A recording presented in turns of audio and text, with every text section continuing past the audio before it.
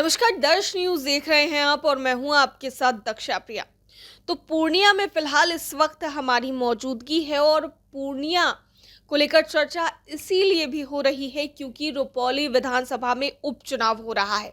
बीमा भारती यहां से काफी समय से विधायक है, लेकिन नाराज होकर उन्होंने इस्तीफा दिया विधायक के पद से और उसके बाद ये सीट खाली हो गई। अब इस पर उपचुनाव होना है। ऐसे में मुकाबला त्रिकोणीय है, जहां एक तरफ बीमा भारती एक बार फिर से चुनाव लड़ रही हैं, वहीं निर्दलीय तौर पर शंकर सिंह भी अभी मुकाबले में हैं। इसके अलावा जेडीयू ने कलाधर मंडल को मौका दिया है। इस वक्त बात करने के लिए हमारे साथ हमारे सहयोगी दिव्यांशु मौजूद है और इनसे पूरी तरीके से रुपौली विधानसभा सीट का समीकरण समझने की कोशिश करेंगे। दिव्यांशु, क्या लगता है, क्योंकि आप पूर्णिया के रहने वाले भी हैं और अच्छी समझ रखते हैं राजनीति को लेकर, तो क्या लगता है कि रुपौली विधानसभा का इस बार क्या समीकरण बन रहा है? दक्षा, बहुत बहुत धन्यवाद। मेरी उतनी समझ तो नहीं है, लेकिन जितना मैं समझता हूँ, जितना मैंने काम किया है और पूर्णिया को जानता हूँ, तो जिस तरीके से पप्पू यादव ने निर्दलीय उम्मीदवार के तौर पर जीत दर्ज की है, ऐसी ही संभावना रुपौली में भी बनती नजर आ रही है शंकर सिंह के लिए। और शंकर सिंह ने कहा भी है कि पप्पू यादव से इंस्पायर होकर हम लड़ रहे हैं। और बीमा भारती की जहाँ तक बात है, बीमा भारती चौतरफा तरफ से घिरी हुई हैं। उनके पति और उनके बेटे के खिलाफ वारंट जारी हो गया है, पुलिस उन्हें खोज रही है। और जो गोपाल यादव का हत्याकांड है, उसमें वो बुरी तरह फंस गई हैं।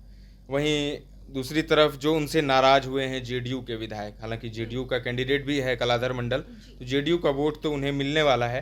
तो असली फाइट जो है कलाधर मंडल और शंकर सिंह के बीच में ही हो रहा है। लोकसभा में भी था ऐसा ही, जहां पर संतोष कुशवाहा और पप्पू यादव के बीच फाइट थी, वैसा ही कुछ लग रहा है कि अब विधायकी सांसदी तो मिली नहीं, अब विधायकी भी जाने की स्थिति है बीमा भारती की इस वक्त। यही समीकरण लग रहा है अभी रुपौली में। लेकिन ये भी हो सकता है कि कांटा होता है ना कभी कभी, कि लोग गाली देते हैं लेकिन अंत में वोट दे देते हैं। तो बीमा भारती के लिए एक सिंपैथी भी वोट बन सकता है वहाँ पर, क्योंकि जिस तरीके से अकेली वो हैं वहाँ, उनके पति और बेटे पर एफआईआर है, तो एक सिंपैथी वोट भी मिलने की आशंका है। और मंडल की संख्या काफ़ी ज़्यादा है। उनके पति जो हैं कुख्यात अवधेश मंडल, उनकी भी पकड़ है क्षेत्र में, ऐसा नहीं है कि पकड़ नहीं है। तो बहुत दिन से वो राजनीति करते आ रहे हैं इस क्षेत्र में। तो एक बीमा भारती को रेस से बाहर भी नहीं कर सकते, और बीमा भारती को रेस में, कुछ लोग कह रहे हैं कि रेस में है ही नहीं वो। तो बड़ा ही उलझाऊ इस बार रुपौली का जो चुनाव है वो काफ़ी सस्पेंस से भरा होगा, जिस तरीके से पूर्णिया का सस्पेंस से भरा रहा, और उसी तरीके से बाई इलेक्शन में यानी उपचुनाव में रुपौली का भी बड़ा सस्पेंस वाला चुनाव रहने वाला है।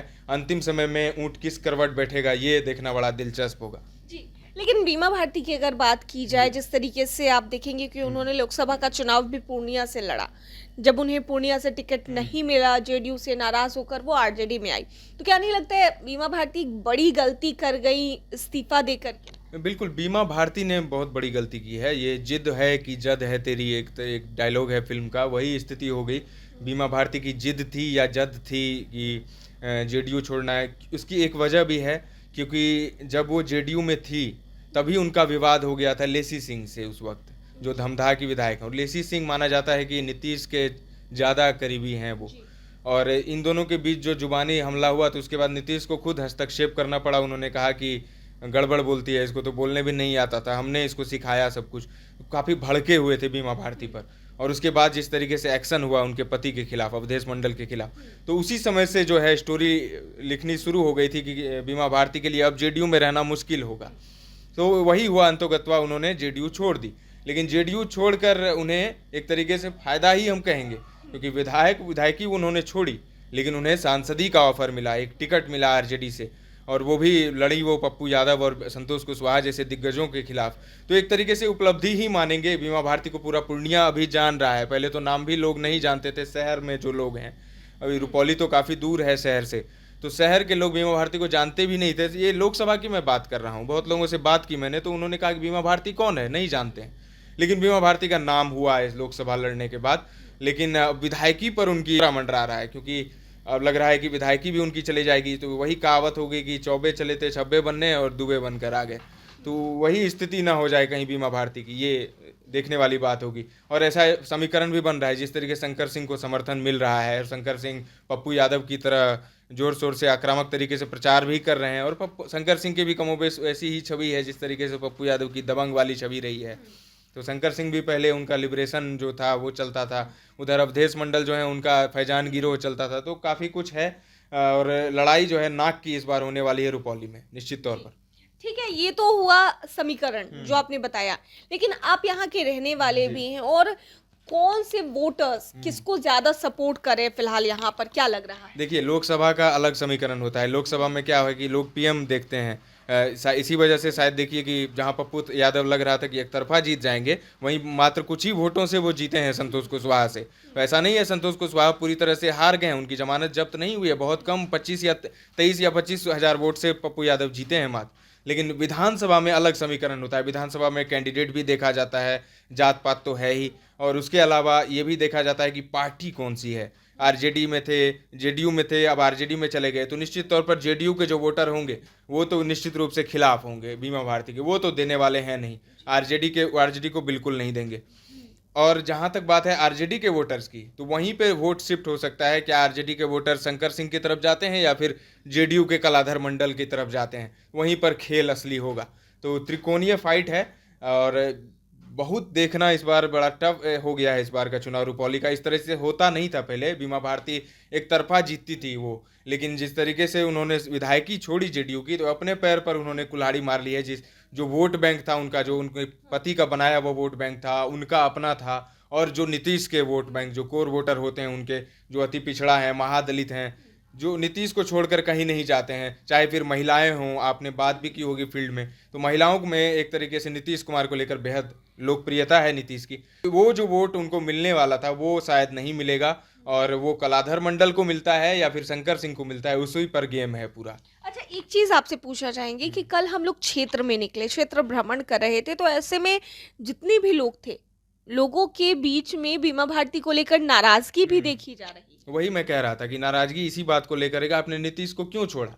नीतीश के साथ आप थी, नीतीश की विधायक थी। हालांकि ऐसा नहीं है, निर्दलीय एक बार बीमा भारती जीत चुकी हैं, वहाँ पर निर्दलीय भी जीत चुकी हैं, आरजेडी के सिंबल पर भी जीत चुकी हैं। लेकिन इस बार परिस्थिति अलग है, इस बार समीकरण अलग है, क्योंकि अभी अभी लोकसभा चुनाव हुआ है। नीतीश जी खुद चाहते थे कि अब मध्यावधि चुनाव हो जाए, बिहार में भी तुरंत विधानसभा चुनाव हो जाए, क्योंकि लोकसभा का एक फायदा मिले। अभी नीतीश अपर हैंड में हैं पूरे बिहार में, क्योंकि किंग मेकर की भूमिका में हैं, और लोग जिस तरीके से उन्हें नकार रहे थे कि अब उनकी पारी समाप्त हो जाएगी, हाशिए पर चले गए हैं, तो नीतीश ने एक बार फिर से दिखाया कि उन्हें ऐसा समझने वाले लोग भूल कर रहे हैं, हाशिए पर नहीं गए हैं। और नीतीश को जब जब लोग हाशिए पर समझते हैं तब तब नीतीश कोई ना कोई चमत्कार कर ही देते हैं। तो लेकिन विधानसभा में निश्चित रूप से बीमा भारती को एज मिलता तो नहीं दिख रहा है। अब चाहे वो कलाधर मंडल जीत जाए, एज कलाधर मंडल को ही मिल रहा है, लेकिन शंकर सिंह भी एक फैक्टर है, क्योंकि अपर कास्ट का भी वोट उन्हें मिलेगा। और अगर जेडीयू का वोट उन्हें मिल जाता है, बीजेपी का वोट मिल जाता है, तो फिर जीत सकते हैं वो। उनकी फाइट जो है वो कलाधर मंडल से भी है, बीमा भारती से भी है, क्योंकि बीमा भारती वहीं की है, बीमा भारती वहीं की है, महिला हैं, तो ये सब भी अपर हैंड है बीमा भारती को भी। लेकिन कौन जीतेगा असली समय ये भी कहना मुश्किल। लोग कह रहे थे कि संतोष कुशवाहा जीतेंगे पूर्णिया में, क्योंकि इन दोनों की लड़ाई में आरजेडी का वोट बढ़ जाएगा। एक अहम सवाल भी है इन सब बातों के बीच में, पूर्णिया में जो लोकसभा चुनाव हुआ उसमें बीमा भारती और पप्पू यादव आमने सामने थे, घमासान जो थी दोनों के बीच में अच्छी खासी देखने को मिल रही थी।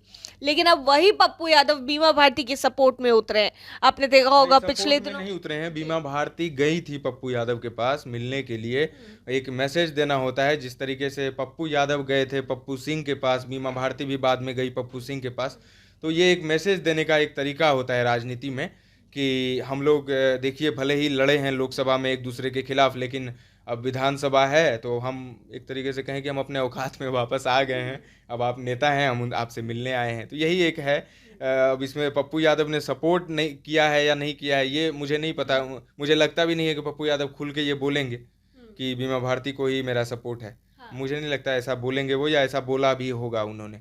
तो एक मैसेज देना होता है। हो सकता है कि शंकर सिंह भी मिलने चले जाएं पप्पू यादव से आने वाले कुछ दिनों में, ये भी हो सकता है। उन्होंने तो ये भी कहा है कि प्रेरणा है वो हमारे, तो बोल ही रहे हैं। तो हो सकता है पप्पू यादव से मिलने के लिए चले जाएं, और पप्पू यादव से मिलने के लिए अगर जाते हैं तो शंकर सिंह को ज़्यादा फायदा होगा बजाय बीमा भारती के। अच्छा ठीक है, ये सब बातों के बीच में चिराग पासवान का भी एक फैक्टर ले लेते हैं कि जिस तरीके से शंकर सिंह ने बयान दिया था कि भाई उन्हें टिकट नहीं मिला और यही कारण है कि उनको आश्वासन दिया गया कि जेडीयू की वो पहले से सीट रही है तो जेडीयू के खाते में ही रुपौली विधानसभा की सीट जो है वो जाएगी। तो अब ऐसे में उन्हें टिकट नहीं दिया गया, चिराग पासवान से वो नाराज होकर के उन्होंने पार्टी से भी इस्तीफा दिया। और क्या लगता है, कई लोग ये भी कह रहे हैं, जितने भी तमाम राजनीतिक जो विशेषज्ञ हैं उनका मानना है कि चिराग पासवान ने ही बैक से सपोर्ट किया है और शंकर सिंह को यहाँ से खड़ा किया है और वो यहाँ पर एक स्ट्रॉन्ग फैक्टर है। अगर शंकर सिंह यहाँ पर जीत जाते हैं तो उसके बाद चिराग पासवान की पार्टी में एक बार फिर से शामिल हो जाएंगे। हो सकता है, कोई बड़ी बात नहीं है राजनीति में। जिस तरीके से 20 में हमने देखा था विधानसभा में नीतीश 135 सीटों पर चिराग ने अपने कैंडिडेट्स खड़े किए थे, जिस वजह से जेडीयू को भारी नुकसान हुआ और आरजेडी को बढ़त मिल गई। तो इसमें कोई कहना गुरेज नहीं होगा। हो सकता है राजनीति में ऐसा हो जाए, होता भी आया है, चिराग ने खड़ा किया हो, पीछे से सपोर्ट कर रहे हों, लेकिन मुझे नहीं लगता कि चिराग ने सपोर्ट किया होगा। अभी पार्टी से निकले हैं और लड़ रहे हैं, तो इसीलिए लग रहा है लोगों को कि चिराग ने पिछले बार की तरह जिस तरीके से गलती की चिराग ने कि सामने से मुख दिखा हो गए एक तरीके से, यहाँ पर जो बोलचाल की भाषा में, कि लोगों को दिख गया कि चिराग जो हैं वो नीतीश को कमज़ोर कर रहे हैं और किसके सह पर कर रहे हैं ये भी दिख गया। तो इस बार हो सकता है चिराग संभल कर चल रहे हों और पहले बोला कि आप पार्टी से निकल जाइए और पीछे से हम सपोर्ट करेंगे आपको, और बाद में जब जीतिएगा तब देखा जाएगा। ये भी हो सकता है। अब चिराग तो भाई, लेकिन चिराग का इतना फैक्टर इस क्षेत्र में नहीं है उतना जितना आपको शंकर सिंह का तो है। शंकर सिंह का है, बिल्कुल शंकर सिंह का है। शंकर सिंह की पकड़ है लोगों में, अभी भी लोग जानते हैं शंकर सिंह को। शंकर सिंह का नाम ही काफ़ी है। एक समय था उनकी तोती बोलती थी पूरे सीमांचल के एरिया में, लेकिन बाद में धीरे धीरे घटता गया वो। और लेकिन राजनीति से दूर नहीं रहे शंकर सिंह, राजनीति से बिल्कुल दूर नहीं रहे। पहले भी वो चुनाव लड़ते आ रहे हैं और इस बार विधायकी का लड़ रहे हैं। अगर जीत गए तो बड़ी बात होगी शंकर सिंह के लिए भी, और अगर लोजपा उन्हें पीछे से सपोर्ट कर रही है तो उनके लिए भी। चलिए, बहुत बहुत धन्यवाद दिव्यांशु हमसे बात करने के लिए। तो रुपौली विधानसभा सीट का पूरा समीकरण समझने की कोशिश हमारे सहयोगी दिव्यांशु से कर रहे थे और क्या कुछ उन्होंने बताया, किस तरीके से ये त्रिकोणीय मुकाबला जो है वो होता दिखाई दे रहा है, ये हम देख रहे हैं। और अब देखने वाली बात होगी 10 जुलाई को जब वोटिंग होती है तो फिर यहाँ पर किसके सर पर जीत का सेहरा सजता है। कैमरा पर्सन ऋतिक के साथ और अपने सहयोगी दिव्यांशु के साथ मैं दक्षा प्रिया, दर्श न्यूज पूर्णिया।